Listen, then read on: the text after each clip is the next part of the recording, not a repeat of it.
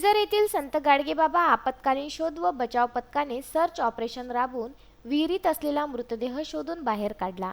वाशिम जिल्ह्यातील कारंजा तालुक्याअंतर्गत येणाऱ्या ग्राम मनभा येथील ग्रामपंचायत सदस्य प्रशांत ढगे यांनी पिंजर येथील संत गाडगेबाबा आपत्कालीन शोध व बचाव पथकाचे प्रमुख दीपक सदापळे यांना माहिती दिली. नातेवाईकांच्या सांगण्यावरून गावालगतच्या एका शेतातील विहिरीजवळ चप्पल आणि टॉवेल आढळून आल्यामुळे कालपासून गावातून बेपत्ता असलेले दिलीप मधुकर राव हिचे हे या विहिरीत असल्याची दाट शक्यता आहे. यासाठी आपण मदतीला यावे असे सांगितले. कारंजा ग्रामीण पोलीस ठाण्याचे मनभा बीटचे जमादार श्याम तायडे यांना सुद्धा फोनवरून माहिती दिली असता तात्काळ सर्च ऑपरेशनसाठी येण्याचे सांगितले. पथकाचे प्रमुख दीपक सदापळे आणि त्यांचे सहकारी मयूर साळेदार, ऋतिक सदापळे व रेस्क्यू साहित्यासह आपत्कालीन वाहन घेऊन घटनास्थळी पोहोचले.